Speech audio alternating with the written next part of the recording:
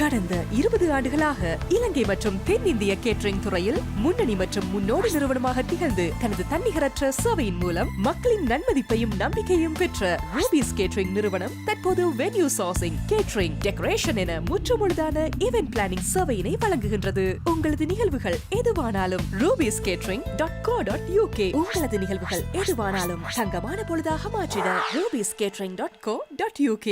Durga Lakshmi video call ஜோதிடம். எந்த பிரச்சனையாக இருந்தாலும் வீடியோ கால் மூலமாக சரி செய்யப்படும். அனைத்து பிரச்சனைகளுக்கும் 11 நாளில் தீர்வு.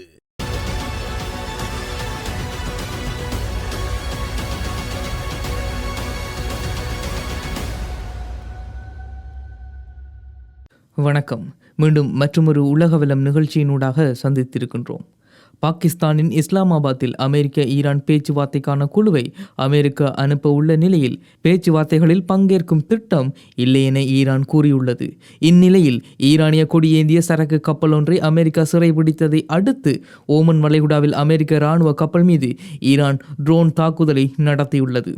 ஈரானின் அரசாங்கத்திற்கு தொடர்புடைய செய்தி நிறுவனமான தஸ்னீம் செய்தி நிறுவனம் இந்த தகவலை வெளியிட்டுள்ளது. இருப்பினும் இந்த ட்ரோன் தாக்குதலால் உயிரிழப்புகள் ஏற்பட்டதாக எந்த தகவலும் தெரியவரவில்லை. அமெரிக்க கடற்படையின் இந்த நடவடிக்கை போர் நிறுத்தத்தை மீறியது என கூறி ஈரானின் உயர்மட்ட இராணுவ கட்டளை பிரிவான கத்தம் அல் அன்பியா மத்திய தலைமையகம் ஏற்கனவே பதிலடி கொடுக்க போவதாக எச்சரித்திருந்தது. அதன்படி அமெரிக்க கப்பல்கள் மீது ஈரானின் ட்ரோன் தாக்குதல்கள் நடத்தப்பட்டதாக தகவல்கள் கிடைக்கப்பெற்றுள்ளது. தனது கடற்படை முற்றுகையின் ஒரு பகுதியாக வளைகுடா பகுதியில் ஈரானிய கொடியேந்திய சரக்கு கப்பல் ஒன்றை அமெரிக்கா நிறுத்தியுள்ளதாக அமெரிக்க அதிபர் டொனால்ட் ட்ரம்ப் தெரிவித்திருந்தார். பயணத்தை நிறுத்துவதற்கான எச்சரிக்கைகளுக்கு பதிலளிக்காத போது டொஸ்கோ என்ற பெயருடைய அந்த கப்பல் அமெரிக்க கடற்படையால் கைப்பற்றப்பட்டதாக டொனால்ட் ட்ரம்ப் தனது ட்ரூத் சோஷியல் தளத்தில் பதிவிட்டிருந்தார். இன்று ஈரானிய கொடியேந்திய டொஸ்கோ கப்பல் கடற்படை முற்றுகையை மீற முயன்று தோல்வியடைந்தது.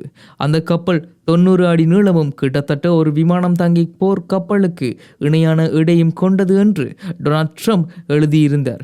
மேலும் கப்பலை நிறுத்த அமெரிக்கா எச்சரித்ததாகவும் அது புறக்கணிக்கப்பட்டதால் எங்கள் கடற்படை கப்பல் அதன் என்ஜின் அறையை தாக்கி அங்கேயே அதை நிறுத்தியதாகவும் அவர் கூறியிருந்தார். இரு நாடுகளுக்கும் இடையே ஒப்பந்தம் ஏற்படும் வரை ஈரானிய துறைமுகங்கள் மீதான கடற்படை முற்றுகை தொடரும் என டொனால்ட் ட்ரம்ப் வெள்ளிக்கிழமை தெரிவித்திருந்தார்.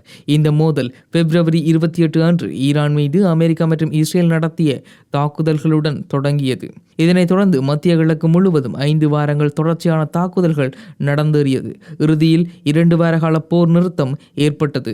முதல் சுற்று பேச்சுவார்த்தை எந்த உடன்பாடும் எட்டப்படாமல் முடிவடைந்தது. அதைத் தொடர்ந்து இந்த மாதம் தொடக்கத்தில் டொனால்ட் ட்ரம்ப் முற்றுகையை அறிவித்தார். இந்நிலையில் ஈரானின் அணுசக்தி திட்டம் மற்றும் ஹார்முஸ் நீரிணை கட்டுப்பாடு போன்ற முக்கிய விவகாரங்கள் குறித்து தொடர்ந்து சர்ச்சை நிலவுகிறது. தனது பிரதிநிதிகள் திங்கட்கிழமை அன்று பாகிஸ்தான் வருவார்கள் என்று ஞாயிற்றுக்கிழமை அன்று டொனால்ட் ட்ரம்ப் கூறியிருந்தார். இரு நாடுகளுக்கும் இடையே பாகிஸ்தான் மத்தியஸ்தம் செய்து வருகிறது. போர் நிறுத்தம் புதன்கிழமை முடிவடைய உள்ள இந்த நிலையில் டொனால்ட் ட்ரம்பினுடைய இந்த கருத்துக்களுக்கு பின்னர் ஈரான் உடன்பாட்டிற்கோ அல்லது பேச்சுவார்த்தைக்கோ எங்களது பிரதிநிதிகள் வரப்போவதில்லை என திட்டவட்டமாக தெரிவித்துள்ளது. ஜேடி வேன்ஸை தவிர முந்தைய பேச்சுவார்த்தைகளில் கலந்த ஸ்டீவ் விட்கார்ட்ஸ் மற்றும் ஜெராட் குஷ்னர் ஆகியோர் இந்த தூதுக்குழுவில் இடம்பெறுவார்கள் என வெள்ளை மாளிகை அதிகாரி ஒருவர் பிபிசியிடம் தெரிவித்திருந்தார். ஆனால் அமெரிக்காவுடன் 2ஆம் சுற்று பேச்சுவார்த்தை நடைபெறுவதாக வெளிவந்த செய்திகள் உண்மையல்ல என ஈரானின் அரசு செய்தி நிறுவனமான IRNA தெரிவித்துள்ளது.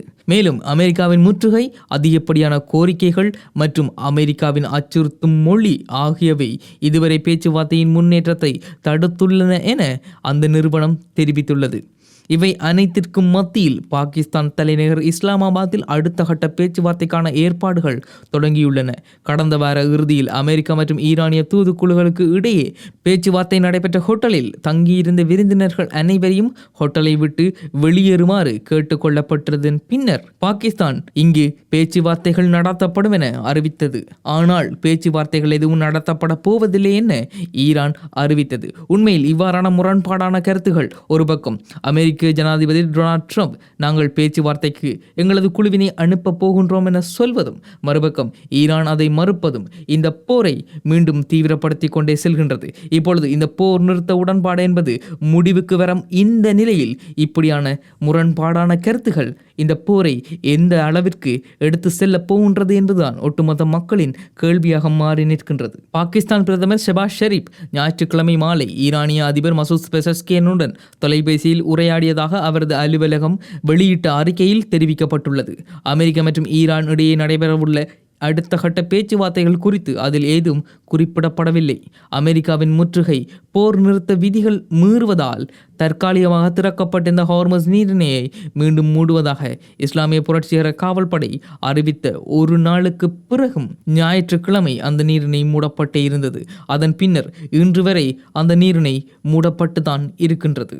ஒட்டுமொத்தமாக உலகின் எண்ணெய் மற்றும் திரவமாக்கப்பட்ட இயற்கை எரிவாயுவின் சுமார் 20% பொதுவாக இந்த வழித்தடத்தின் வழியாகவே கொண்டு செல்லப்படுகின்றது.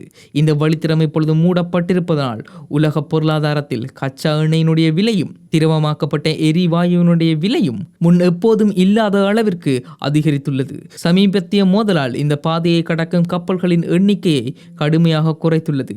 இது உலகளாவிய எரிசக்தி விலைகள் உயர வழிவகுத்துள்ளது. இந்த நீர்வழி பாதையை அச்சுறுத்துவதன் மூலம் ஈரான் அமெரிக்காவை மிரட்ட முடியாது என டொனால்ட் ட்ரம்ப் தெரிவித்துள்ளார். சனிக்கிழமை அன்று ஹார்மஸ் நீரிணையில் கப்பல் மீது தாக்குதல் நடத்தியதன் மூலம் ஈரான் போர் நிறுத்தத்தை மீறியுள்ளதாக அமெரிக்க அதிபர் டொனால்ட் ட்ரம்ப் குற்றம் சாட்டியுள்ளார்.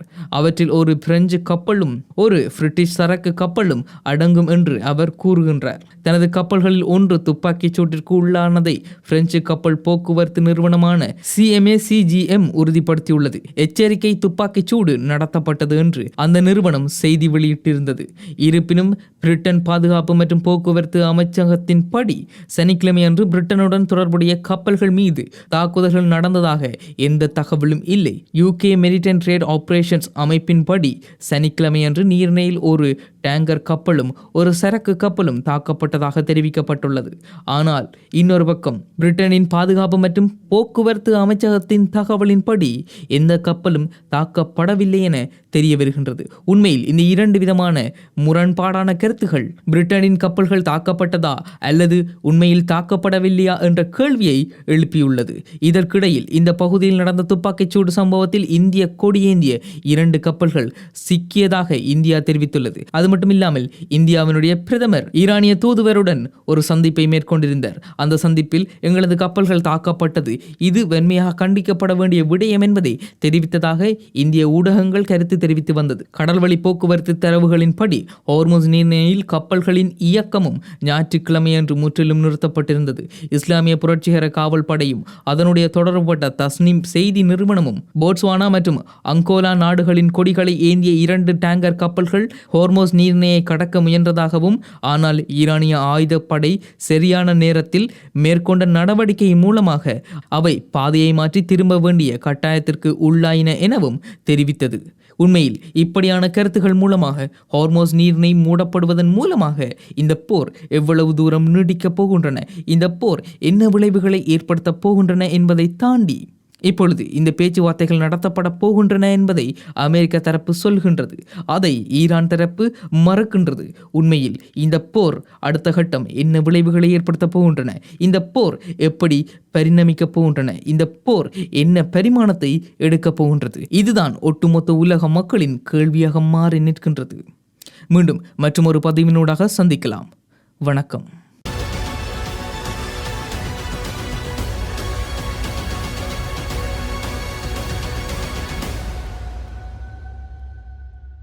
துர்கா லட்சுமி வீடியோ கால் ஜோதிடம். எந்த பிரச்சனையாக இருந்தாலும் வீடியோ கால் மூலமாக சரி செய்யப்படும். அனைத்து பிரச்சனைகளுக்கும் 11 நாளில் தீர்வு.